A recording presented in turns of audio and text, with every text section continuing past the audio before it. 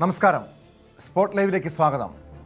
ഈ പകൽ കേരളം ചർച്ച ചെയ്ത ചില പ്രധാനപ്പെട്ട വാർത്തകളാണ് സ്പോട്ട് ലൈവ് പരിശോധിക്കുന്നത്. ബലാത്സംഗ കേസിൽ റാപ്പർ വേടൻ അറസ്റ്റിലായിട്ടുണ്ട്. ഇതോടൊപ്പം കോഴിക്കോട് വെള്ളയിൽ 40-കാരൻ്റെ മൃതദേഹം ഖബർ തുറന്ന് പോസ്റ്റ്മോർട്ടം നടത്താനുള്ള പോലീസിൻ്റെ നീക്കവും, പോലീസുകാർക്കെതിരായിട്ടുള്ള കസ്റ്റഡി മർദ്ദന പരാതികളും, ധർമ്മസ്ഥലയിലെ SITയുടെ നിർണായകമായുള്ള നീക്കങ്ങളും ഉൾപ്പെടെയാണ് പരിശോധിക്കുന്നത്. ആദ്യം റാപ്പർ വേടനെതിരായിട്ടുള്ള ബലാത്സംഗ കേസിലേക്കാണ്. തൃക്കാക്കര പോലീസാണ് വേടനെ അറസ്റ്റ് ചെയ്തത്. തൃക്കാക്കര ACPയുടെ നേതൃത്വത്തിലുള്ള ചോദ്യം ചെയ്യലിന് പിന്നാലെയാണ് അറസ്റ്റ്. വേടനെതിരെ ഡിജിറ്റൽ തെളിവുകളടക്കം ലഭിച്ചിട്ടുണ്ടെന്ന് പോലീസ് വ്യക്തമാക്കി. മുൻകൂർ ജാമ്യമുള്ളതിനാൽ വൈദ്യപരിശോധനയ്ക്ക് ശേഷം വേടനെ വിട്ടയക്കും. വിവാഹ വാഗ്ദാനം നൽകി 5 തവണ പീഡിപ്പിച്ചുവെന്നായിരുന്നു യുവ ഡോക്ടറുടെ പരാതി. ഈ കേസുമായി ബന്ധപ്പെട്ടാണ് വേടന്റെ അറസ്റ്റ് ഇപ്പോൾ രേഖപ്പെടുത്തിയിരിക്കുന്നത്. ആജ്ഞ രവീന്ദ്രൻ ചേരുന്നുണ്ട് കൊച്ചിയിൽ നിന്ന് വിശദാംശങ്ങളുമായി. ആജ്ഞ, നിർണായകമായിട്ടുള്ള ചില ഡിജിറ്റൽ തെളിവുകൾ ഈ കേസുമായി ബന്ധപ്പെട്ട്, ഈ ബലാത്സംഗ കേസുമായി ബന്ധപ്പെട്ട് പോലീസിന് ലഭിച്ചിട്ടുണ്ട്. ഇതിൻ്റെ അടിസ്ഥാനത്തിലാണ് അറസ്റ്റ് രേഖപ്പെടുത്തിയിരിക്കുന്നത്. എന്തായാലും ഹൈക്കോടതി നേരത്തെ മുൻകൂർ ജാമ്യം അനുവദിച്ചതിനാൽ അറസ്റ്റ് രേഖപ്പെടുത്തി വേടനെ വിട്ടയക്കും. എന്തായിരിക്കും പോലീസിൻ്റെ അടുത്ത നീക്കം?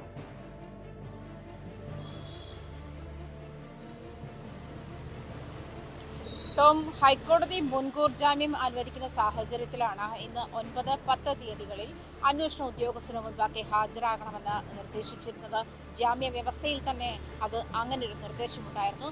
ജാമ്യം നൽകിയിരിക്കുന്ന കാലയളവിൽ തന്നെ അറസ്റ്റ് രേഖപ്പെടുത്തി വിട്ടയക്കുക, അഥവാ അറസ്റ്റ് രേഖപ്പെടുത്തണമെന്ന സാഹചര്യമുണ്ടെങ്കിൽ 1 ലക്ഷം രൂപയുടെ ജാമ്യത്തിലും 2 പേരുടെ ആൾജാമ്യത്തിലും വിട്ടയക്കണമെന്നാണ് കോടതി മുൻകൂർ ജാമ്യം അനുവദിക്കുന്ന സാഹചര്യത്തിൽ ജാമ്യ വ്യവസ്ഥയിൽ പറഞ്ഞിരിക്കുന്നത്. അങ്ങനെ ഉപാധികളോടുകൂടി തന്നെയായിരുന്നു വേടന് മുൻകൂർ ജാമ്യം നൽകിയിരുന്ന സാഹചര്യം ഉണ്ടായിരുന്നത്. എന്തായാലും അതേ പ്രകാരം ഇന്നലെ രാവിലെ 9:30 വേടൻ തൃക്കാക്കര പോലീസ് സ്റ്റേഷനിൽ തൃക്കാക്കര ACPക്ക് മുൻപാകെ ഹാജരായി. ഇന്നലെ 5 മണി വരെ ചോദ്യം ചെയ്യൽ തുടർന്നു. 6 മണിക്കൂറിലേറെ സമയമാണ് വേടനെ പോലീസ് ചോദ്യം ചെയ്തത്. പോലീസിന് ഡിജിറ്റൽ തെളിവുകൾ ലഭിച്ചിട്ടുണ്ട് എന്നുള്ള അക്കാര്യമാണ് വ്യക്തമാക്കുന്നത്.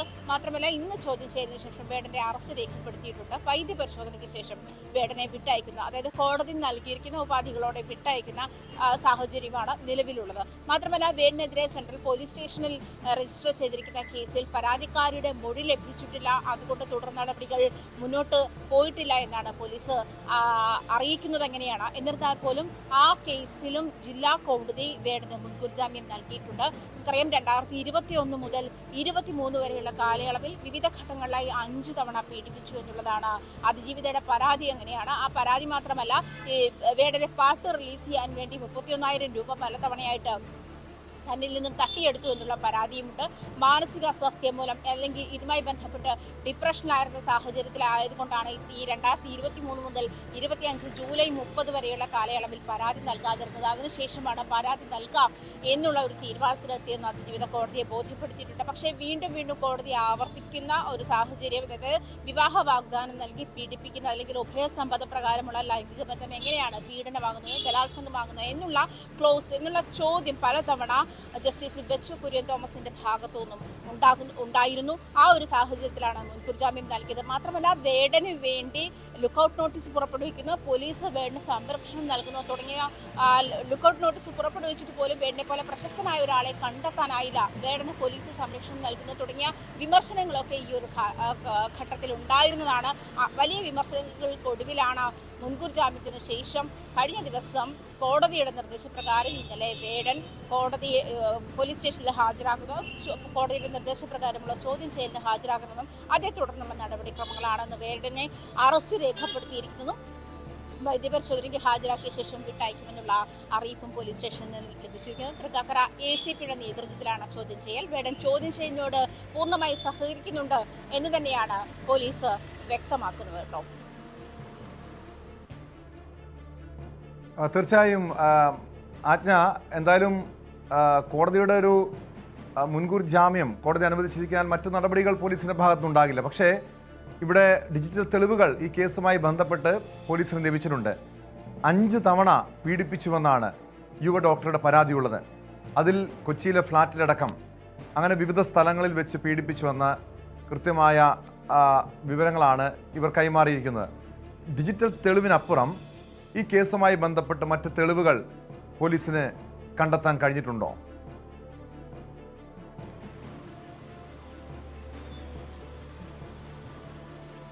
നിലവിൽ മനസ്സിലാക്കുന്നത് ഡിജിറ്റൽ തെളിവുകൾ പോലീസിന് ലഭിച്ചിട്ടുണ്ട് എന്നുള്ളതാണ്. കൂടുതൽ ചോദ്യം ചെയ്യലിന് ശേഷം കൂടുതൽ വ്യക്തമാകുമെന്നാണ് മനസ്സിലാക്കിയിരുന്നത്. കാരണം 6 മണിക്കൂറാണ് ഇന്നലെ വേടനെ ഈ ACPയുടെ സംഘം അന്വേഷണ സംഘം ചോദ്യം ചെയ്യുന്ന സാഹചര്യം ഉണ്ടായത്. 6 മണിക്കൂറിന് ശേഷം ഇന്ന് വീണ്ടും ഹാജരായപ്പോഴാണ് വേടനെ അറസ്റ്റ് രേഖപ്പെടുത്തിയത്. പക്ഷേ ഇതൊക്കെ പറയുമ്പോഴും കോടതി നിർദ്ദേശിച്ച നടപടിക്രമങ്ങൾ മാത്രമാണ് നടക്കുന്നത് എന്ന് വേണം.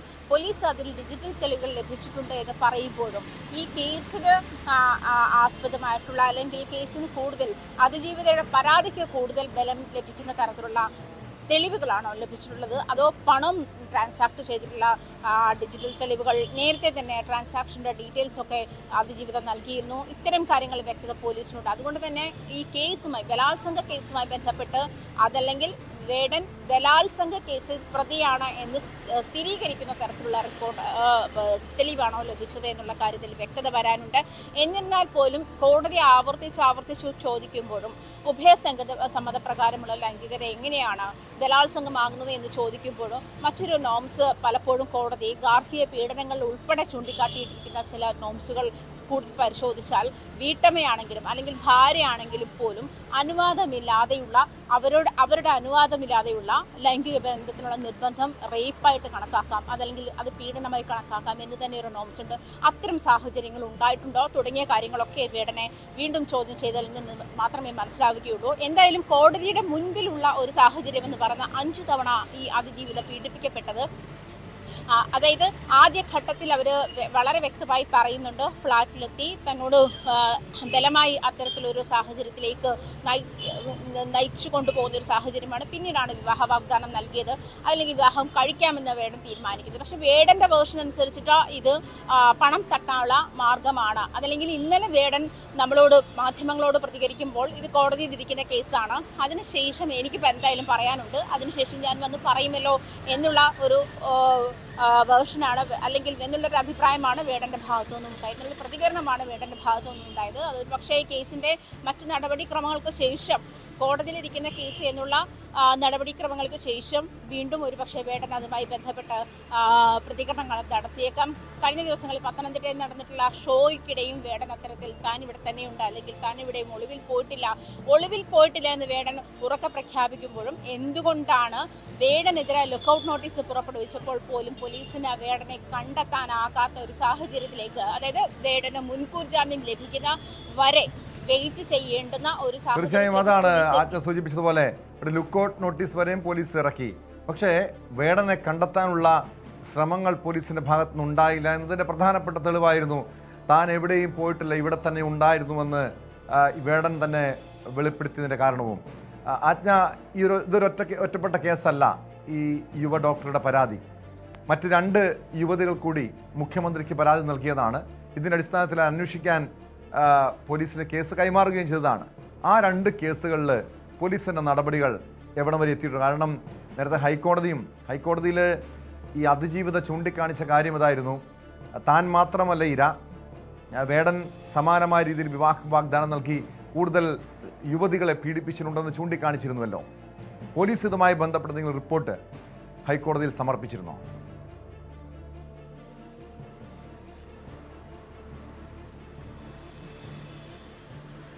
ഇതുമായി ബന്ധപ്പെട്ട്, അതായത് മുഖ്യമന്ത്രിക്ക് മുൻപാകെ എത്തിയിരിക്കുന്ന പരാതിയിന്മേൽ മൊഴി രേഖപ്പെടുത്തിയിട്ടില്ല എന്നാണ് പോലീസ് വ്യക്തമാക്കിയിട്ടുള്ളത്. അങ്ങനെ ഒരു സാഹചര്യം നിലനിൽക്കുമ്പോൾ പെൺകുട്ടിയുടെ, അതായത് പരാതിക്കാരിയുടെ സംഗീത ഗവേഷക വിദ്യാർത്ഥിനിയാണ് പരാതി നൽകിയത്. ആ പരാതിക്കാരിയുടെ മൊഴി രേഖപ്പെടുത്താതെ ഇക്കാര്യത്തിൽ മറ്റു നടപടിക്രമങ്ങളുമായി പോലീസിന് മുൻപോട്ട് പോകാനാകില്ല. എന്നിരുന്നാൽ പോലും ടോം സൂചിപ്പിച്ചതുപോലെ ജാമ്യ ഹർജി പരിഗണിക്കുന്ന സാഹചര്യത്തിൽ, മുൻകൂർ ജാമ്യാപേക്ഷ പരിഗണിക്കുന്ന സാഹചര്യത്തിൽ പ്രത്യേകിച്ചും ഈ അതിജീവിതയുടെ അഭിഭാഷക കോടതിയിൽ തന്നെ വ്യക്തമാക്കിയിട്ടുണ്ട്, ഈ തരത്തിലുള്ള പരാതികൾ, വേടനെതിരെ വീണ്ടും പരാതികൾ വന്നിരിക്കുന്ന സാഹചര്യമുണ്ട് എന്ന് പറയുന്നുണ്ട്. എന്നിരുന്നാൽ പോലും അതിജീവിതയെ കൂടി കക്ഷി ചേർത്തുകൊണ്ട് തന്നെയാണ് കോടതി 2ാമത്തെ ദിവസം മുതൽ ഈ കേസ് പരിഗണിക്കുന്നത്. പ്രത്യേകിച്ചും സുപ്രീം കോടതിയുടെ നിർദ്ദേശമുണ്ട്, പ്രത്യേകിച്ചും ഇങ്ങനെ പീഡന കേസുകളിൽ അതിജീവിതയെ കേൾക്കണം, പരാതിക്കാരിയെ കേൾക്കണം, നേരിട്ട് കേൾക്കണം. അതിന് അഭിഭാഷകയുടെ ഒരു ഇടനിലയില്ലാതെ തന്നെ കോടതിക്ക് നേരിട്ട് കേൾക്കണം എന്നുള്ള ഒരു സാഹചര്യം സാഹചര്യം കൂടി ഉള്ളത് കൊണ്ട് തന്നെ തൊട്ടടുത്ത ദിവസം തന്നെ കോടതിയിൽ ഈ അതിജീവിതയെ കൂടി ഹർജിയിൽ ചേർക്കുന്ന ഒരു സാഹചര്യം കൂടി ഉണ്ടായിരുന്നു. അതിനുശേഷം അതിജീവിത നേരിട്ട് കോടതി കേൾക്കുന്ന ഒരു സാഹചര്യത്തിലേക്ക് തന്നെയാണ് പോയത്. അപ്പോഴൊക്കെ അതിജീവിത പറയുന്നുണ്ട് താൻ മാത്രമല്ല ഈ ഒരു സംഭവത്തിന്റെ ഇര. അതായത് അതിജീവിതയോട് പ്രണയത്തിലായിരുന്ന അല്ലെങ്കിൽ റിലേഷൻഷിപ്പിലായിരുന്ന കാലഘട്ടത്തിൽ പോലും വേടൻ ഉന്നയിക്കുന്ന പ്രധാനപ്പെട്ട റീസൺ എന്ന് പറയുന്നത് ടോക്സിക്കാണ്. ഈ പെൺകുട്ടി ടോക്സിക്കാണ്. അതും മറ്റുള്ള ആളുകളുമായി ലൈംഗിക ബന്ധം പുലർത്താൻ വേടനെ ആ സ്ത്രീ അനുവദിക്കുന്നില്ല എന്നുള്ളതായിരുന്നു വേടൻ എപ്പോഴും ഈ പരാതിക്കാരിയോട് ഉന്നയിച്ചിരുന്ന പ്രധാനപ്പെട്ട പരാതി എന്ന് പറയുന്നത്. അല്ലെങ്കിൽ അവർ ടോക്സിക് ആണ് എന്ന് സൂചിപ്പിക്കുകയും ടോക്സിക് ആണ് എന്ന് അവരെ വിശേഷിപ്പിക്കാനുള്ള റീസണായി വേടൻ ഉപയോഗിച്ചിരുന്നത് ഈ ഒരു കാരണം ചൂണ്ടിക്കാട്ടിയായിരുന്നു എന്നുള്ള കാര്യവും അതിജീവിത കോടതിയിൽ വ്യക്തമാക്കിയിട്ടുണ്ട്. എന്തായാലും ആ ഒരു കാലഘട്ടത്തിൽ തന്നെയാണോ മറ്റ് റിലേഷൻഷിപ്പുകൾ ഉണ്ടായിട്ടുള്ളത്, ഇങ്ങനെ നിരവധി പെൺകുട്ടികളുണ്ടോ, മറ്റു പരാതിക്കാരികളുടെ മൊഴി അനുസരിച്ചിട്ട് വേണം ഇതുമായി ബന്ധപ്പെട്ട് മുന്നോട്ട് പോകാം. എന്നിരുന്നാൽ പോലും മറ്റ് രണ്ടാമത്തെ കേസിലും അതായത് സെൻട്രൽ പോലീസ് സ്റ്റേഷനിൽ രജിസ്റ്റർ ചെയ്തിരിക്കുന്ന കേസിലും വേടന് മുൻകൂർ ജാമ്യം ലഭിച്ചിട്ടുണ്ട്. ജില്ലാ കോടതിയാണ് മുൻകൂർ ജാമ്യം നൽകിയിരിക്കുന്നത് എന്നാണ് മനസ്സിലാക്കുന്നത്. എന്തായാലും ഈ രണ്ട് കേസുകളിലും വേടന് മുൻകൂർ ജാമ്യം ലഭിച്ചിട്ടുണ്ട്. അതുമായി ബന്ധപ്പെട്ട് അതായത് വേടൻ ഇനി നടപടിക്രമങ്ങളുമായി മുന്നോട്ട് പോവുകയേ വേണ്ടിയുള്ളൂ. അതായത് അറസ്റ്റ് രേഖപ്പെടുത്തിയാൽ തന്നെ കസ്റ്റഡിയിൽ കഴിയേണ്ടുന്ന സാഹചര്യം വേടനില്ല. അത് ഈ യുവ ജാമ്യത്തിന്റെ ബലത്തിൽ അറസ്റ്റ് രേഖപ്പെടുത്തിയ കൊച്ചിയിൽ നിന്ന് ആജ്ഞ രവീന്ദ്രനാണ് വിവരങ്ങൾ നൽകിയത്. ബലാത്സംഗ കേസിലാണ് യുവ ഡോക്ടർ നൽകിയ പരാതിയുടെ അടിസ്ഥാനത്തിൽ എടുത്ത കേസുമായി ബന്ധപ്പെട്ടാണ് വേടന്റെ അറസ്റ്റ് രേഖപ്പെടുത്തിയിരിക്കുന്നത്. ഹൈക്കോടതി നേരത്തെ മുൻകൂർ ജാമ്യം അനുവദിച്ചതിനാൽ വേടനെ അറസ്റ്റ് ചെയ്ത് ജാമ്യത്തിൽ വിട്ടയക്കാനാണ് പോലീസിന്റെ തീരുമാനം. കോൺഗ്രസ് സൈബർ പോരാളി നിസാർ കുമ്പിളയുടെ നേതൃത്വത്തിൽ കാർ യാത്രക്കാർക്ക് നേരെ ആക്രമണം നടത്തിയ സംഭവത്തിൽ ദൃശ്യങ്ങൾ പുറത്ത്. മലപ്പുറം ചങ്ങരംകുളം വളയംകുളത്ത് വെച്ചാണ് സംഭവം ഉണ്ടായത്. മാസങ്ങൾക്ക് മുൻപ് കഴിഞ്ഞ ചെറിയ പെരുന്നാൾ ദിവസം നടന്ന സംഭവത്തിൽ ചങ്ങരംകുളത്തെ യുവാക്കൾക്കാണ് മർദ്ദനമേറ്റത്.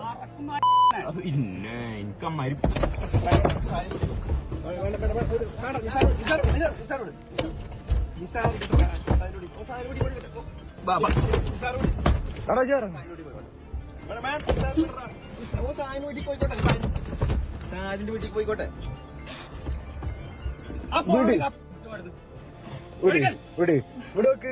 വണ്ടിയിൽ വഴി കടന്നിട്ട് കണ്ട കാട്ടിന്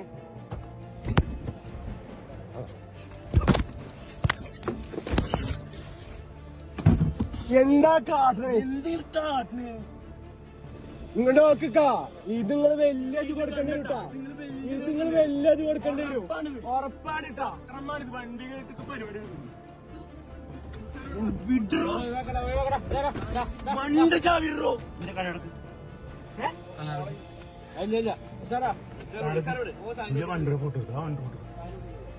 യുവാക്കളുടെ പരാതിയിൽ നിസാർ കുമ്പിളയെ പോലീസ് അറസ്റ്റ് ചെയ്യുകയും പിന്നീട് ജാമ്യത്തിൽ വിടുകയും ചെയ്തിരുന്നു. അഭിലാഷ് രാധാകൃഷ്ണൻ ചേരുന്നുണ്ട് വിശദാംശങ്ങളുമായി. അഭിലാഷ്, ഇതെന്നാണ് ഈ കേസിനാസ്പദമായ സംഭവം ഉണ്ടായത്? യാതൊരു പ്രകോപനവുമില്ലാതെയാണോ നിസാർ കുമ്പിളയും സംഘവും ഈ യുവാവിനെ കാറിലിട്ട് ക്രൂരമായി തല്ലിച്ചതച്ചത്? ടോം, കഴിഞ്ഞ ചെറിയ പെരുന്നാൾ ദിനത്തിലാണ് ഇത്തരത്തിൽ മലപ്പുറം ചങ്ങരംകുളത്ത് വെച്ചിട്ട് രണ്ട് യുവാക്കളെ കാറിൽ പിന്തുടർന്നെത്തിയ കോൺഗ്രസിൻ്റെ സൈബർ പോരാളി കൂടിയായ നിസാർ കുമ്പിള വാഹനം തടഞ്ഞു നിർത്തുകയും അതിനുശേഷം ഡ്രൈവർ സീറ്റിലിരുന്ന യുവാവിനെ ക്രൂരമായി മർദ്ദിക്കുകയും ചെയ്തത്. ഇത് കഴിഞ്ഞ ചെറിയ പെരുന്നാൾ ദിനത്തിലുണ്ടായ ഒരു സംഭവം. ആ സംഭവത്തിൻ്റെ വീഡിയോ ഇപ്പോൾ വീണ്ടും ഇന്ന് മുതൽ വീണ്ടും സമൂഹ മാധ്യമങ്ങളിൽ പ്രചരിപ്പിക്കുകയായിരുന്നു. അങ്ങനെയാണ് ഇത് വീണ്ടും ഇപ്പോൾ ചർച്ചയാവുന്നത്. ചെറിയ പെരുന്നാൾ ദിനത്തിൽ ഇത്തരത്തിൽ ഒരു ആക്രമണം ഉണ്ടാവുകയും ആ ആക്രമണത്തിന് ഇരയാക്കപ്പെട്ട യുവാക്കൾ ചങ്ങരംകുളം പോലീസിൽ അന്ന് പരാതി നൽകിയിരുന്നു. ആ പരാതിയെ തുടർന്ന് നിസാർ കുമ്പിളയെ പോലീസ് സ്റ്റേഷനിൽ വിളിച്ചു വരുത്തുകയും അവിടെ വെച്ച് കേസെടുത്ത ശേഷം സ്റ്റേഷൻ ജാമ്യത്തിൽ പറഞ്ഞു വിടുകയും ചെയ്തിരുന്നു. അന്ന് തന്നെ കോൺഗ്രസിനകത്തു നിന്നുള്ള ആൾക്കാർക്ക് തന്നെ ഈ നിസാർ കുമ്പിള എന്ന് പറയുന്ന വ്യക്തിയുമായിട്ട് വലിയ അടുപ്പമില്ല. അവർക്ക് ഇയാളോട് വലിയ രീതിയിലുള്ള വൈരാഗ്യമുണ്ട് താനും. അതുകൊണ്ട് തന്നെ അന്ന് സ്റ്റേഷൻ ജാമ്യത്തിൽ വിടുന്ന സമയത്ത് കോൺഗ്രസിൽ നിന്നുള്ള ആളുകൾ തന്നെ പറഞ്ഞത് ഇയാൾക്ക് ജാമ്യം കൊടുക്കരുത്, ഇയാളെ കസ്റ്റഡിയിലെടുത്ത് അറസ്റ്റ് ചെയ്യണമെന്നാണ് അന്ന് കോൺഗ്രസ്സുകാർ പോലും അന്ന് ആവശ്യപ്പെട്ടുന്നത്. കാരണം അത്തരത്തിൽ കോൺഗ്രസിനകത്തുള്ള പടലപ്പിണക്കങ്ങളുടെ ഭാഗമായിട്ട് കോൺഗ്രസിനകത്തുള്ള ഒരു പക്ഷത്തിനെതിരെ ഇയാൾ തന്നെ സമൂഹ മാധ്യമങ്ങളിലൂടെ പാർട്ടിക്കെതിരെ തന്നെ ഒരുപാട് പോസ്റ്റുകൾ ഇടാറുണ്ട്. ആ പോസ്റ്റുകൾ ഈ കഴിഞ്ഞ ദിവസങ്ങളിലടക്കം അടക്കം അദ്ദേഹം പ്രതിപക്ഷ നേതാവിനെതിരെ വരെ പരോക്ഷമായ രംഗത്തെത്തിയിരുന്നു. ഈ ഒരു സാഹചര്യത്തിലാണ് ഇപ്പോൾ വീണ്ടും മാസങ്ങൾക്ക് മുമ്പ് നടന്ന സംഭവം വീണ്ടും കോൺഗ്രസ് പ്രവർത്തകർ തന്നെ പുറത്തുവിട്ടിരിക്കുന്നത്. അതാണ് ഇപ്പോൾ വൈറലായിക്കൊണ്ടിരിക്കുന്നത്. ഇപ്പോൾ ഈ രണ്ട് യുവാക്കളെ തടഞ്ഞു നിർത്തുകയും കാറിൽ പോവുകയായിരുന്ന യുവാക്കളെ തടഞ്ഞു നിർത്തി തെറി പറയുന്നതടക്കം ഡ്രൈവർ സീറ്റിലിരുന്ന ആളുടെ കൈ തിരിച്ച് വളയ്ക്കുന്ന ഒരു സാഹചര്യം വരെ ഉണ്ടായി. അതുമായി ബന്ധപ്പെട്ട് പോലീസ് സ്റ്റേഷനിൽ എത്തുമ്പോൾ പോലീസുകാരോടക്കം ഇയാൾ കയർത്തതായിട്ടാണ് വിവരം. അതായത് കോൺഗ്രസ് പാർട്ടിയുടെ നേതാവാണ്, പ്രവർത്തകനാണ്, തൻ്റെ കയ്യിൽ സൈബർ വിങ് തന്നെ ഉണ്ട്, അതുകൊണ്ട് തന്നെ തനിക്ക് എന്തും ചെയ്യാമെന്നുള്ളൊരു അഹങ്കാരം ഇയാൾക്കുണ്ട് എന്നുള്ള തരത്തിൽ കോൺഗ്രസ് പ്രവർത്തകർ തന്നെ പറയുന്നുണ്ട്. ഇയാളെ ജയിലിലടയ്ക്കണമെന്നും ഇയാൾക്ക് പാർട്ടിയുമായി ബന്ധമില്ലെന്ന് കോൺഗ്രസ് പ്രവർത്തകർ തന്നെ പറയുന്ന ഒരു സാഹചര്യമുണ്ട്. ഈ ഒരു സാഹചര്യത്തിലാണ് ഇപ്പോൾ ഇയാൾക്കെതിരായിട്ടുള്ള വീഡിയോകളും മറ്റ് പോസ്റ്റുകളുമൊക്കെ കോൺഗ്രസ് പ്രവർത്തകർ തന്നെ ഇപ്പോൾ പങ്കുവെക്കുന്നത്. കഴിഞ്ഞ ദിവസം കോൺഗ്രസിലെ പല നേതാക്കളും രാഹുൽ മാങ്കൂട്ടത്തിനെതിരായിട്ട് പ്രതികരിച്ച പല നേതാക്കൾക്കെതിരെയും കോൺഗ്രസിൻ്റെ സൈബർ വിങ്ങുകൾ വലിയ രീതിയിലുള്ള അധിക്ഷേപ പരാമർശങ്ങളും കമൻറ്റുകളൊക്കെ നടത്തുന്നുണ്ട്. ആ ഒരു സാഹചര്യത്തിൽ കോൺഗ്രസിന് ഇത്തരത്തിലൊരു മീഡിയ വിങ് ഇല്ല, തനിക്കറിയില്ല എന്ന് പ്രതിപക്ഷ നേതാവ് പരസ്യമായി തന്നെ പങ്കുവച്ചിരുന്നു. താങ്കൾക്ക് സോഷ്യൽ മീഡിയ വഴിയല്ല കേരളത്തിൽ കോൺഗ്രസ് വളരുന്നത് എന്നൊരു പരാമർശം തന്നെ കോൺഗ്രസ് പ്രതിപക്ഷ നേതാവ് നടത്തിയിരുന്നു. അതിനു പിന്നാലെ പ്രതിപക്ഷ നേതാവിനെ വരെ പേരെടുത്ത് പരോക്ഷമായി പറഞ്ഞുകൊണ്ട് തന്നെ പറഞ്ഞു. അതായത് പരവൂരിനപ്പുറത്ത് പ്രതിപക്ഷ നേതാവ് കാണാതിരുന്നൊരു സമയത്ത് കോൺഗ്രസിന് ഡിജിറ്റൽ വിങ് ഉണ്ടായിരുന്നു, അവരാണ് കോൺഗ്രസിനെ കേരളത്തിൽ വളർത്തിയത്, അത് ഇനിയും മുന്നോട്ട് കൊണ്ടുപോകും എന്നുള്ള രീതിയിൽ പ്രതിപക്ഷ നേതാവിനെതിരെ പറഞ്ഞതിന് പിന്നാലെയാണ് ഇപ്പോൾ ഇത് നിസാർ കുംബ്ല രണ്ടു യുവാക്കളെ മർദ്ദിക്കുന്ന ദൃശ്യങ്ങൾ പുറത്തു വരുന്നത്. ടോം,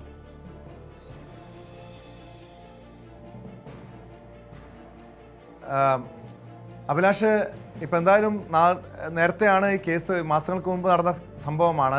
അന്ന് നിസാർ കുംബ്ലയെയും കൂട്ടാളികളെയും പോലീസ് അറസ്റ്റ് ചെയ്തിരുന്നു. ഇപ്പോൾ ഈ ദൃശ്യങ്ങൾ പുറത്തു വന്നപ്പോഴാണ് എത്രത്തോളം ഭീകരമായിട്ടുള്ളൊരു ആക്രമണമാണ് അന്ന് ആ യുവാവ് നേരിട്ടതെന്ന് വ്യക്തമായത്. ഇതിൻ്റെ അടിസ്ഥാനത്തിൽ ഇനി കൂടുതൽ നിയമ നടപടികൾ ഉണ്ടാകുമോ? ഈ സംഭവം നടന്ന് അതേ ദിവസം തന്നെ ഈ യുവാക്കൾ police station Malappuram Changaramkulam police സ്റ്റേഷനിൽ പരാതി നൽകുകയും ആ പരാതിയുടെ അടിസ്ഥാനത്തിൽ നിസാർ കുംബ്ല എന്ന് പറയുന്ന ആളെ പോലീസ് സ്റ്റേഷനിൽ വിളിച്ചു വരുത്തുകയും ചെയ്തു. അന്ന് പോലീസുകാരോടക്കം ഇയാൾ കയർത്തു സംസാരിച്ചു എന്നാണ് നമുക്ക് ലഭിക്കുന്ന വിവരം. അതിൻ്റെ അടിസ്ഥാനത്തിൽ കേസിൻ്റെ നടപടിയുമായി ബന്ധപ്പെട്ട് കേസ് രജിസ്റ്റർ ചെയ്യുകയും ഇയാളെ സ്റ്റേഷൻ ജാമ്യത്തിൽ വിടുകയും ചെയ്തിരുന്നു. എന്നാൽ അതിനുശേഷം ഇയാൾ കോൺഗ്രസ് നേതാക്കൾക്കെതിരെ തന്നെ, കോൺഗ്രസിലെ മുതിർന്ന നേതാക്കൾക്കെതിരെ തന്നെ പോസ്റ്റ് ഇട്ട് രംഗത്തെത്തിയതോടുകൂടിയാണ് ഇയാൾ സ്വന്തം പാർട്ടിക്ക് തന്നെ ഒരു തലവേദനയായി തീരുന്ന ഒരു സാഹചര്യത്തിലാണ് ഇപ്പോൾ ഇത്തരത്തിലൊരു വീഡിയോ പ്രചരിക്കുന്നത്. നമുക്ക് ആ വീഡിയോ കാണുമ്പോൾ തന്നെ അറിയാം, ഈ കുട്ടികളെ, അവർ വലിയ പ്രായമില്ലാത്ത ചെറിയ യുവാക്കളാണ്, അവരെ മർദ്ദിക്കുന്നതും വാഹനം ഓടിച്ചിരുന്ന ആളുടെ കൈ പിടിച്ച് തിരിക്കുന്നതും ഇയാൾ വാഹനത്തിൻ്റെ വിൻഡോയിലൊക്കെ അകത്ത് കയറി ഈ വാഹനം ഓടിച്ചിരുന്ന ആളുടെ കഴുത്തിന് ചുറ്റിപ്പിടിക്കുന്നതും ഒക്കെ നമുക്ക് കാണാം. തൊട്ടടുത്തിരുന്ന പൈലറ്റ് സീറ്റിലിരുന്ന പാസഞ്ചർ സീറ്റിലിരുന്ന യുവാവ് വീഡിയോ എടുക്കുന്നതും നിസാർ കുംബ്ല ഇത് വലിയ പ്രശ്നമായി തീരും, ഇതിങ്ങനെ ഈ ഉപദ്രവിക്കുന്നത് ചെറിയ രീതിയിൽ ഒതുങ്ങില്ല, ഇതിന് വലിയ വില കൊടുക്കേണ്ടി വരും എന്നുള്ള തരത്തിലൊക്കെ പറയുന്നത് നമുക്ക് ഈ വീഡിയോയിലൂടെ കാണാൻ പറ്റുന്നുണ്ട്.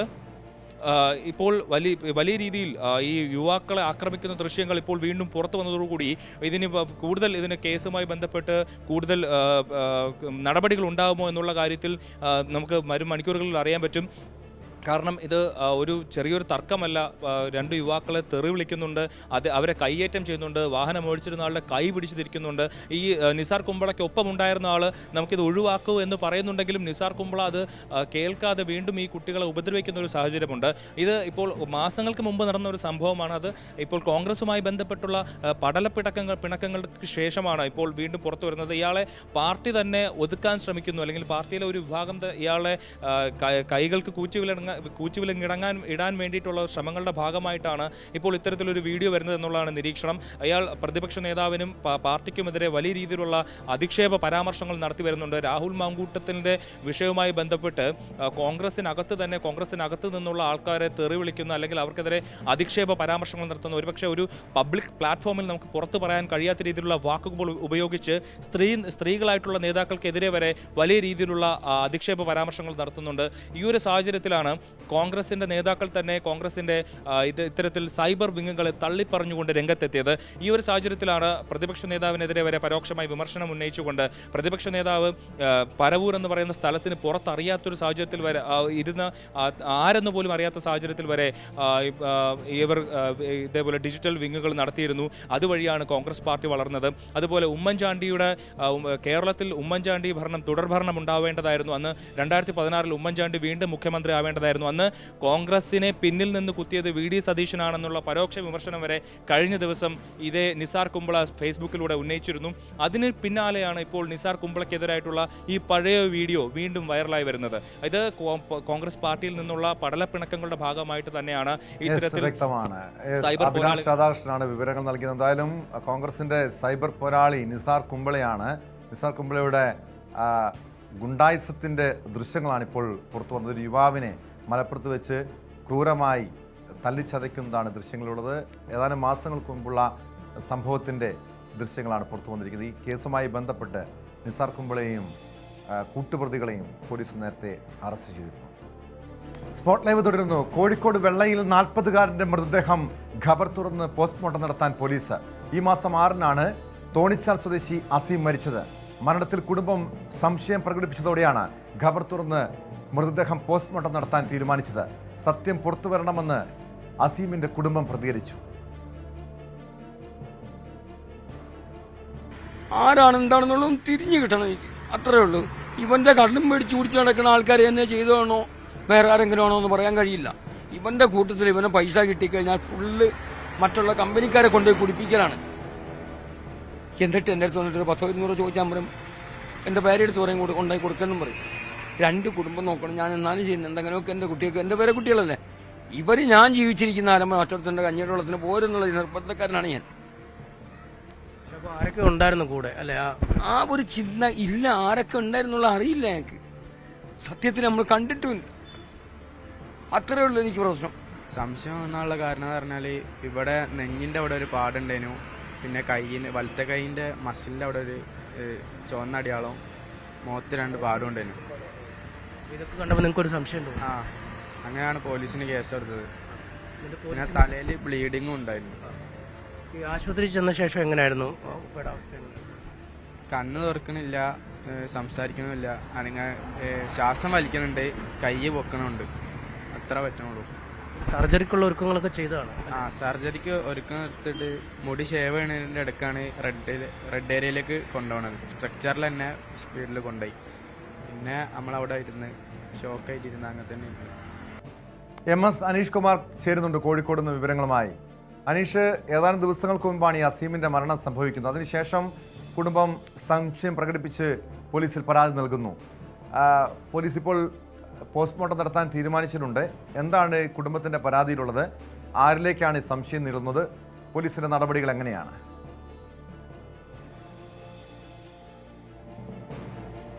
ടോം, തിരുവോണത്തിന്റെ അന്നാണ് ഈ കേസിനാസ്പദമായ സംഭവങ്ങൾ ഉണ്ടാവുന്നത്. അസീം ഒരു സുഹൃത്തിനൊപ്പം മദ്യപിച്ച നിലയിൽ വീട്ടിലേക്ക് എത്തുകയായിരുന്നു. വീട്ടിലെത്തിയപ്പോൾ തന്നെ അങ്ങേയറ്റം അവശനായ ഒരു അവസ്ഥയായിരുന്നു. സാധാരണഗതിയിൽ മദ്യപിക്കുന്ന ഒരു ആളായതുകൊണ്ട് തന്നെ പലപ്പോഴും ഈ മദ്യപിച്ച് ലക്ക് കെട്ട നിലയിലൊക്കെ വീട്ടിൽ അസീം എത്താറുമുണ്ട്. അതുകൊണ്ട് അത്തരത്തിലൊരു വരവാണ് ഇത്തവണയും ഉണ്ടായത് എന്ന ഒരു തോന്നലാണ് വീട്ടുകാർക്കുണ്ടായിരുന്നത്. വീട്ടിൽ വന്ന ശേഷം കിടന്നു. പിന്നീട് രാവിലെ എത്തിയപ്പോഴേക്കും അദ്ദേഹം എഴുന്നേൽക്കാത്ത ഒരു അവസ്ഥയിലേക്ക് കാര്യങ്ങളെത്തി. കുടുംബം നോക്കിയപ്പോഴാണ് അങ്ങേയറ്റം അവശ നിലയിൽ അസീമിനെ കാണുകയും ചെയ്യുന്നത്. തുടർന്ന് കോഴിക്കോട് ബീച്ച് ആശുപത്രിയിൽ പ്രവേശിപ്പിക്കുകയും അവിടെ നിന്നും ആരോഗ്യനില വഷളായതിനെ തുടർന്ന് കോഴിക്കോട് മെഡിക്കൽ കോളേജ് ആശുപത്രിയിലേക്ക് കൊണ്ടുപോവുകയുമായിരുന്നു. അവിടെ തലച്ചോറിൽ രക്തം കട്ട പിടിച്ചിരിക്കുന്നു എന്നാണ് ഈ CT സ്കാൻ എടുത്തപ്പോൾ വ്യക്തമായത്. ഇതേ തുടർന്ന് അടിയന്തര ശസ്ത്രക്രിയയ്ക്ക് വിധേയമാക്കാൻ തീരുമാനിക്കുകയും ഈ തലയിലെ മുടിയൊക്കെ അടക്കം നീക്കം ചെയ്ത് ശസ്ത്രക്രിയക്കുള്ള ഒരുക്കങ്ങൾ ചെയ്യുകയും ചെയ്തു. അപ്പോഴേക്കും ആരോഗ്യനില അതീവ ഗുരുതരാവസ്ഥയിലേക്ക് എത്തുകയും റെഡ് ഏരിയയിലേക്ക് മാറ്റുകയും ചെയ്തു എന്നാണ് കുടുംബം പറയുന്നത്. എന്തായാലും മരണം സ്ഥിരീകരിച്ചു കഴിഞ്ഞ ഏതാണ്ട് 1.5 മണിക്കൂറിനുള്ളിൽ മൃതശരീരം കുടുംബത്തിന് വിട്ടു നൽകി. പോസ്റ്റ്മോർട്ടം നടപടികൾ അടക്കം നടത്തണമെന്ന ഒരു ആവശ്യം ഡോക്ടർമാരുടെ ഭാഗത്തുനിന്നും ഒരു നിർദ്ദേശം നൽകിയില്ല. കുടുംബത്തിനും അത് പ്രത്യേകിച്ചും ഭാര്യയ്ക്കൊന്നും വലിയ ഒരു താല്പര്യമുണ്ടായില്ല. എന്തായാലും അസുഖം വന്ന് മരിച്ചതുപോലെ ഈ പെട്ടെന്നുള്ള ഹൃദയാഘാതം പോലുള്ള അങ്ങനെ എന്തെങ്കിലുമൊക്കെ ആവും സംഭവിച്ചെന്നൊരു കണക്കൂട്ടലാണ്. അതുകൊണ്ട് ശരീരം കീറി മുറിക്കേണ്ടതില്ല എന്നൊരു നിലപാടിലേക്ക് ഭാര്യയും എത്തി. പെട്ടെന്ന് പക്ഷേ അതേക്കുറിച്ചുള്ള കൂടുതൽ ചർച്ചകൾ പിന്നീട് അവിടെ നടന്നില്ല. 1.5 മണിക്കൂറിനുള്ളിൽ മൃതശരീരം വിട്ടു നൽകുകയും 7-ാം തീയതി രാവിലെ തന്നെ വീട്ടിലേക്ക് മൃതദേഹം എത്തിക്കുകയും സംസ്കാര ചടങ്ങുകൾ നടക്കുകയുമാണ് ചെയ്തത്. പക്ഷേ ഇതിനു ശേഷമാണ് പിന്നീട് ചില സംശയങ്ങൾ കുടുംബത്തിൻ്റെ ഭാഗത്തുനിന്നും ഉയർന്നത്. നേരത്തെ അസീമിൻ്റെ മകൻ പറഞ്ഞതുപോലെ ഈ നെഞ്ചിൽ, കയ്യിൽ, തലയിലൊക്കെ ചില പാടുകൾ, ആ പാടുകളിലൊരു ദുരൂഹത കുടുംബത്തിന് തോന്നുകയായിരുന്നു. ഒപ്പം ഈ മറ്റ് ചില സുഹൃത്തുക്കളുമൊക്കെയായി ബന്ധപ്പെട്ട് ചില ചർച്ചകളും ഈ കുടുംബത്തിൻ്റെ ശ്രദ്ധയിൽപ്പെട്ടു. കാരണം ഇതൊരു മരണമല്ല, മറിച്ച് ഈ മദ്യപിച്ച് ലക്കുകെട്ട ശേഷമുണ്ടായ ചില പ്രശ്നങ്ങളാണ്, അതാണ് ഈ മരണത്തിലേക്ക് കലാശിക്കപ്പെട്ടത്. ഗുരുതരമായൊരു മർദ്ദനത്തിന് ഇയാൾ ഇരയായി എന്നടക്കമുള്ള ചില സൂചനകൾ കുടുംബത്തിന് ലഭിക്കുകയായിരുന്നു. ഇതേ തുടർന്നാണ് ഇക്കാര്യത്തിൽ ഒരു പോസ്റ്റ്മോർട്ടം നടത്തി എന്താണ് മരണകാരണം എന്ന് കണ്ടെത്തണം എന്ന ഒരു ആവശ്യത്തിലേക്ക് കുടുംബം എത്തിയത്. നമുക്കറിയാം, സംസ്കാര ചടങ്ങുകൾ നടന്നിട്ട് കേവലം 4 ദിവസങ്ങൾ മാത്രമാണ് ഇന്നേക്ക് ആവുന്നത്. ഈ കോനാട്ട് തന്നെയുള്ള ഒരു പള്ളിയിൽ, ജുമാ മസ്ജിദിന്റെ അതിനു മുൻപ് അത്തരം ഒരു പരാതി കുടുംബത്തിൽ ഇല്ലായിരുന്നോ? മാത്രമല്ല, അനീഷ് ഇപ്പൊ സൂചിപ്പിച്ചതുപോലെ ഈ കുടുംബത്തിന്റെ പരാതിയിൽ ഒരു മർദ്ദനമേറ്റാണ് അസീം മരിച്ചതെന്ന് പറയുന്നുണ്ട്. ആരാണ് മർദ്ദിച്ചതെന്ന് ഉള്ള ഒരു സൂചനകൾ അല്ലെങ്കിൽ അതിന്റെ പരാതിയിൽ അങ്ങനെ ആരുടെയെങ്കിലും പേരുകൾ ഇവർ സൂചിപ്പിക്കുന്നുണ്ടോ? അങ്ങനെ കൃത്യമായി പേരെടുത്ത് പറഞ്ഞിട്ടല്ല പരാതിയിൽ പറയുന്നത്. ഈ വീട്ടിലേക്ക് മദ്യപിച്ച് ലക്കുകെട്ട ശേഷം കൂട്ടിക്കൊണ്ടു വന്നത് ഈ സാഹിർ എന്ന ഒരു അയൽവാസിയും ഈ കുടുംബത്തിൻ്റെയൊക്കെ ഒരു ബന്ധുവുമായ യുവാവാണ്. ആ യുവാവ് പറയുന്നത് വഴിയിൽ നിന്ന് കണ്ടപ്പോൾ താൻ എടുത്തുകൊണ്ട് വീട്ടിലേക്ക് എത്തിക്കുക മാത്രമാണ് ചെയ്തത്, അല്ലാതെ മറ്റു വിവരങ്ങളൊന്നും തനിക്ക് അറിയില്ല എന്നാണ് ആ യുവാവ് പറയുന്നത്. പക്ഷേ നേരത്തെയും പലപ്പോഴും ഇതുപോലെ മദ്യപിച്ചൊക്കെ ഒരുപാട് അബോധാവസ്ഥയിൽ അല്ലെങ്കിൽ ലക്കുകെട്ട നിൽക്കുന്ന അവസ്ഥയിലൊക്കെ ഈ യുവാവ് തന്നെ ഈ കുടുംബവുമായി അടുത്ത ബന്ധമുള്ളതുകൊണ്ട് തന്നെ വീട്ടിലേക്ക് കൂട്ടി കൊണ്ടുവരാറുണ്ട്. ഈ ഇരു കുടുംബവും തമ്മിൽ നല്ല ബന്ധമുള്ള കുടുംബവുമാണ്. അതുകൊണ്ട് ഇയാൾ കൊണ്ടുവന്നു എന്ന വിവരം മാത്രമാണ് ഈ ഘട്ടത്തിൽ കുടുംബത്തിലെ ഭാര്യയ്ക്ക് മറ്റുമൊക്കെ പങ്കുവെക്കാനുള്ളത്.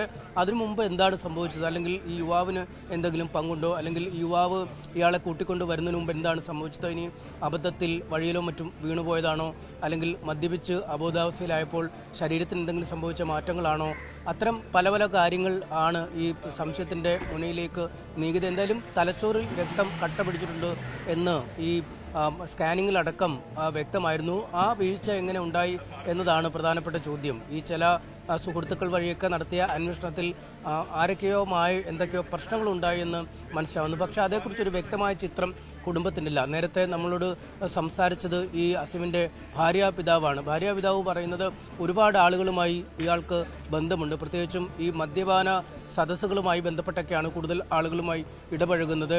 എല്ലാ ദിവസവും ജോലിക്ക് പോകുന്ന കൂലിയൊക്കെ കൃത്യമായി വാങ്ങുന്ന ഒരാളാണ്. കൂലിക്ക് ഈ പണിക്ക് പോയാൽ അതിൽ നിന്നുള്ള പണമൊക്കെ ഉപയോഗിച്ച് ഈ കൂട്ടത്തിലുള്ള ആളുകൾ പലപ്പോഴും മദ്യപിക്കാൻ കൊണ്ടുപോകാറുണ്ട്. അതുകൊണ്ട് അത്തരം ഏതെങ്കിലും മദ്യപാന സദസ്സിലുണ്ടായ എന്തെങ്കിലും പ്രശ്നങ്ങളാണോ, അല്ലെങ്കിൽ വേറെ ആരെങ്കിലുമായി ചില പ്രശ്നങ്ങൾ ഉണ്ടായതാണോ എന്നടക്കമുള്ള കാര്യങ്ങളെക്കുറിച്ചൊക്കെയുള്ള കൃത്യമായ അന്വേഷണം വേണമെന്ന് കുടുംബം ആവശ്യപ്പെടുന്നു. ആദ്യഘട്ടത്തിൽ ഇങ്ങനെ ഒരു വേർപാടുണ്ടായപ്പോൾ, അതായത് സാധാരണഗതിയിൽ എല്ലാ ദിവസങ്ങളിലും ചെറിയ തോതിൽ മദ്യപിച്ചൊക്കെ വീട്ടിലെത്തുന്ന ആൾ അല്പം മദ്യം കൂടിപ്പോയി. അന്ന് നബിദിനവും ഓണാഘോഷവും ഒരുമിച്ച് നടക്കുന്ന ഒരു ദിവസം കൂടിയാണ്. അതുകൊണ്ട് കൂട്ടുകാരോടൊപ്പം അല്പം കൂടുതൽ മിനുങ്ങിയിരിക്കാം എന്ന ഒരു ചിന്തയിലൊക്കെയാണ് കുടുംബം ഉണ്ടായിരുന്നത്.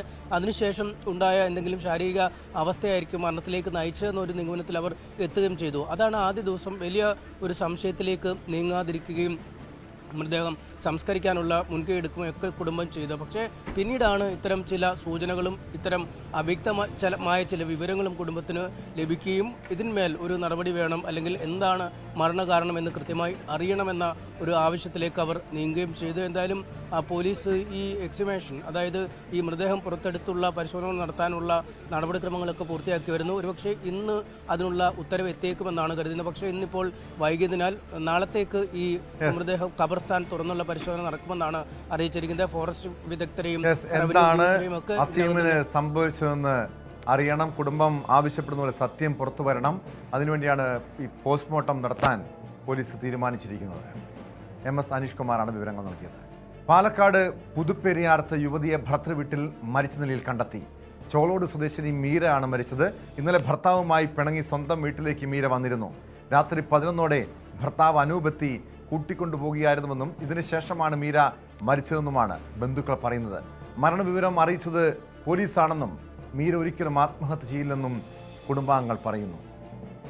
പാലക്കാട് നിന്ന്, പട്ടാമ്പിയിൽ നിന്ന് എം വിഷ്ണു ചേരുന്നുണ്ട് വിവരങ്ങളുമായി.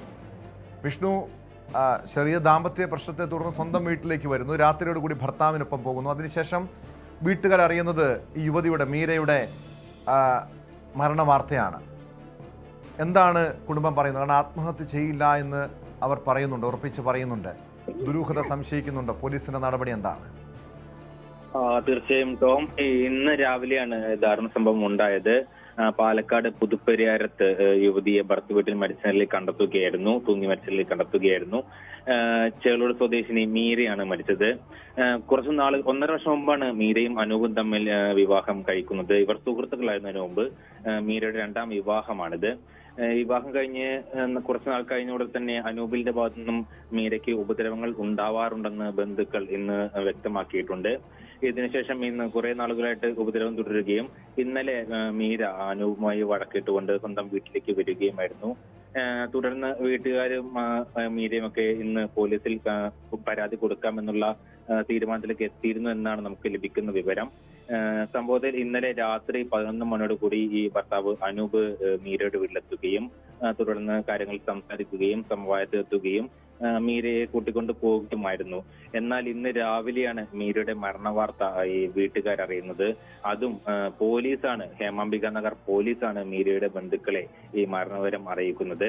ഇവർ വീട്ടുകാരെല്ലാം കൂടി പാലക്കാട് ആശുപത്രിയിലെത്തിയപ്പോൾ അനൂപിന്റെ കുടുംബാംഗങ്ങളോ ഭർത്താവ് അനൂപോ ആശുപത്രിയിൽ ഉണ്ടായിരുന്നില്ലെന്നും മീരയുടെ ബന്ധുക്കൾ പറയുന്നുണ്ട്. മീര ഒരിക്കലും ആത്മഹത്യ ചെയ്യില്ല, ഇത് കൊലപാതകമാണ്. വിഷയത്തിൽ മീരയുടെ മരണത്തിൽ സമഗ്ര അന്വേഷണം വേണമെന്നൊക്കെയാണ് ബന്ധുക്കൾ ആരോപിക്കുന്നത്. ഈ കാരണങ്ങൾ ചൂണ്ടിക്കാട്ടി ബന്ധുക്കൾ ഹേമാംബിക നഗർ പോലീസിൽ പരാതി നൽകിയിട്ടുണ്ട്. ഈ പരാതിയുടെ അടിസ്ഥാനത്തിൽ പോലീസ് കേസെടുത്ത് അന്വേഷണം ആരംഭിച്ചിട്ടുണ്ട്. ഭർത്താവ് അനൂപിനെ കസ്റ്റഡിയിലെടുത്ത് ചോദ്യം ചെയ്യുമെന്നാണ് പോലീസ് വ്യക്തമാക്കുന്നത്. യെസ്, വ്യക്തമാണ്. എം വിഷ്ണുവാണ് വിവരങ്ങൾ നൽകിയത്. ഒരു ഇടവേള കൂടി.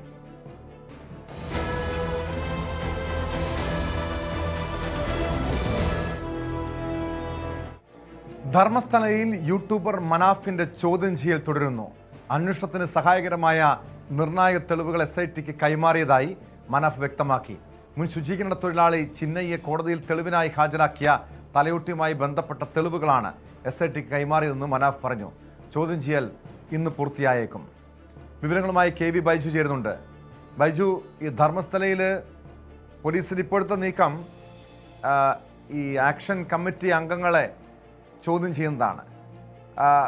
ഇത് ഏറ്റവും ഒടുവിലാണ് മനാഫിലേക്ക് അന്വേഷണം എത്തിയത്, മനാഫിലേക്ക് ചോദ്യം ചെയ്യലെത്തിയത്. എന്തൊക്കെ കാര്യങ്ങളാണ് മനാഫിൽ നിന്നും SIT ചോദിച്ചറിഞ്ഞത്? മാത്രമല്ല, ഒരു തെളിവുകളടക്കം മനാഫിൽ നിന്നും ശേഖരിച്ചിട്ടുണ്ടെന്ന് മനാഫ് തന്നെ തുറന്നു പറഞ്ഞിട്ടുണ്ടല്ലോ. ഇനി എന്തായിരിക്കും SITയുടെ നീക്കങ്ങൾ?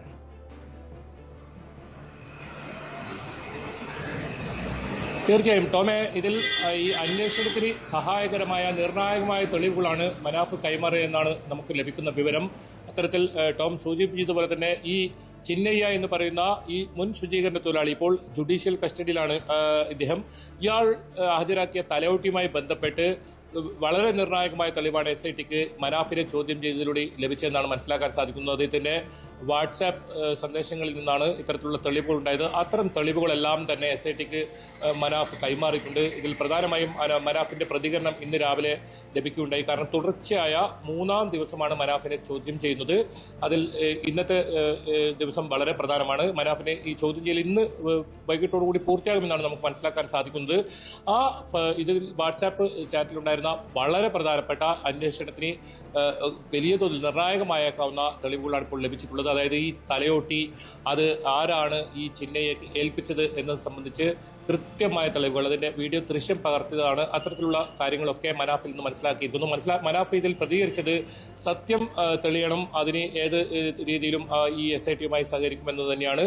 SIT അന്വേഷണത്തോട് പൂർണ്ണമായും സഹകരിക്കുന്നുണ്ട് മനാഫ്. നമുക്കറിയാം, കഴിഞ്ഞ ദിവസം ഉച്ചയ്ക്ക് 1 മണിക്ക് ഹാജരായ മനാഫിനെ മനാഫിനെ തുടർച്ചയായ മണിക്കൂറുകളോളം ചോദ്യം ചെയ്യുന്ന സാഹചര്യമാണ് ഉണ്ടായത്. ഇപ്പോഴും ബെൽത്തങ്ങാടിയിലെ ക്യാമ്പ് ഓഫീസിൽ മനാഫിന്റെ ചോദ്യം ചെയ്ത് തുടരുന്നു. ഇന്ന് ഏതായാലും മനാഫിനെ ചോദ്യം ചെയ്തൽ പൂർത്തിയാക്കി വിട്ടേക്കുമെന്നാണ് നമുക്ക് ലഭിക്കുന്ന വിവരം. അതോടൊപ്പം ആക്ഷൻ കമ്മിറ്റി മറ്റു ഭാരവാഹികളായ ഗിരീഷ്, അതുപോലെ ജയന്ത്, അഭിഷേക് തുടങ്ങിയവരൊക്കെ ചോദ്യം ചെയ്യുന്നുണ്ട്. ഇതിൽ ഗിരീഷിനെയാണ് കൂടുതൽ ചോദ്യം ചെയ്യൽ നടത്തുന്നത്. കാരണം ചില ആക്ഷൻ കമ്മിറ്റിയുടെ ചില ആളുകൾ ഇതിൽ വഴിവിട്ട കാര്യങ്ങൾ ചെയ്തിട്ടുണ്ടെന്ന ഒരു സൂചനയാണ് പുറത്തു വരുന്നത്. അങ്ങനെയാണെങ്കിൽ അവർക്കെതിരെയുള്ള അറസ്റ്റ് ഉൾപ്പെടെയുള്ള നടപടികൾ ഉണ്ടായേക്കുമെന്ന് മനസ്സിലാക്കുന്നു. ഇതിനിടയിൽ തന്നെയാണ് ഇത്തരത്തിൽ ബംഗളകുട്ടയിൽ നിന്നും കൂടുതൽ മൃതദേഹ അവശിഷ്ടങ്ങൾ ലഭിക്കുന്ന ഒരു സാഹചര്യം ഉണ്ടായത്. അതും ഈ കേസിന് വലിയ വഴിത്തിരിവായിട്ടുണ്ട്. കാരണം അന്വേഷണം അതിന്റെ ക്ലൈമാക്സിലേക്ക് എത്തുന്നു. SITയുടെ നീക്കം ഇനി എന്ത് അതാണ് കേസിൽ പ്രധാനപ്പെട്ട വഴിത്തിരിവായത്. കാരണം ഈ ചിന്നയ്യ പറഞ്ഞത് കളവാണ്, തെറ്റിദ്ധാരണ പരത്തുന്ന രീതിയിലുള്ള പല വിവരങ്ങളും പല വെളിപ്പെടുത്തലും ഇയാൾ നടത്തിയെന്നായിരുന്നു SIT ഏറ്റവും ഒടുവിലായി പറഞ്ഞത്. അതിനുശേഷമാണ് നേരത്തെ ബൈജു സൂചിപ്പിച്ചതുപോലെ ബംഗളഗുഡയിൽ നിന്നും ചില മൃതദേഹാവശിഷ്ടങ്ങൾ കണ്ടെത്താൻ കഴിഞ്ഞത്. ഇപ്പോഴും അവിടെ തിരച്ചിൽ തുടരുന്നുണ്ടോ? മാത്രമല്ല ഈ മുൻ ശുചീകരണ തൊഴിലാളി ഇപ്പോൾ റിമാൻഡിലാണെന്നാണ് മനസ്സിലാക്കുന്നത്. ഇയാളെ ഈ തെരച്ചിൽ നടത്തുന്ന സ്ഥലത്തേക്ക് വീണ്ടും എത്തിക്കാനുള്ള സാധ്യതയുണ്ടോ ബൈജു?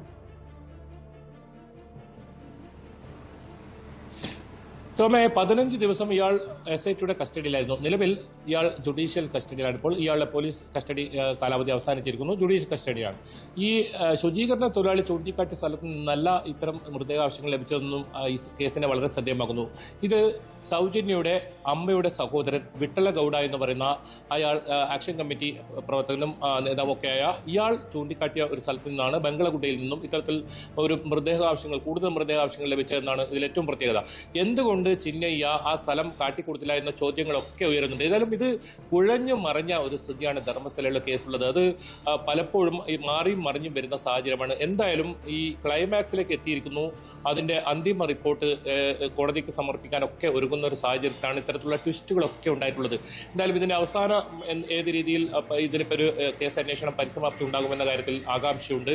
അതിൽ ഇനി ആക്ഷൻ കമ്മിറ്റിയുടെ ഭാഗത്തു നിന്നും ആരൊക്കെ ഇതിൽ കൃത്രിമ തെളിവുകളൊക്കെ ഉണ്ടാക്കിയിട്ടുണ്ടോ അത്തരം കാര്യങ്ങളൊക്കെ പുറത്തു വരേണ്ടതുണ്ട്. അതോടൊപ്പം ഇപ്പോൾ കണ്ടെത്തിയിരിക്കുന്ന മൃതദേഹാവശിഷ്ടങ്ങൾ അത് ഇനി എത്ര വർഷത്തെ പഴക്കമുണ്ട്, അത് ഏത് രീതിയിൽ കൊല്ലപ്പെട്ടതാണോ അത്തരം കാര്യങ്ങളൊക്കെ അറിയാനുണ്ട്. അത് ഏതായാലും ഫോറൻസിക് പരിശോധനാ ഫലം തുടക്കത്തിൽ SIT നടത്തിയ പരിശോധനയിൽ ലഭിച്ച മൃതദേഹാവശിഷ്ടങ്ങളുടെ ഫോറൻസിക് പരിശോധനാ ഫലം SITക്ക് ലഭിച്ചിട്ടുണ്ട്. പക്ഷേ അത് SIT ആ വിവരം പുറത്തുവിട്ടിട്ടില്ല.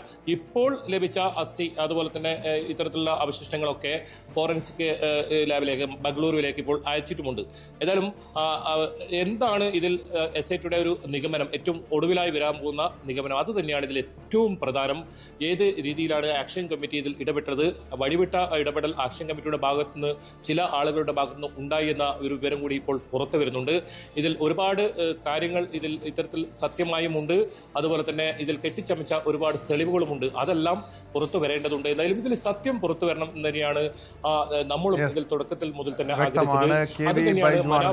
അത്തരം കെട്ടിച്ചമച്ച തെളിവുകളുണ്ടോ? അങ്ങനെയെങ്കിൽ അത് പുറത്തു വരണം. പക്ഷേ ഈ പോലീസ് ഈ കേസ് ഒരു കാരണവശാലും അട്ടിമറിക്കാൻ പാടില്ല. കാരണം നിരവധി യുവതികളുടെയും പെൺകുട്ടികളുടെയും ചോര വീണിട്ടുള്ള മണ്ണാണെന്ന് പറയപ്പെടുന്നുണ്ട്. അതിൻ്റെ അടിസ്ഥാനത്തിലാണ് ഈ വെളിപ്പെടുത്തലിലും മറ്റും പുറത്തു വരുന്നതും. പക്ഷേ ആക്ഷൻ കമ്മിറ്റിയുടെ പോരാട്ടങ്ങളെപ്പോലും അടിച്ചമർത്തുന്ന രീതിയിലുള്ള നീക്കങ്ങളായിരുന്നു SITയുടെ ഭാഗത്തുനിന്നുണ്ടായത്.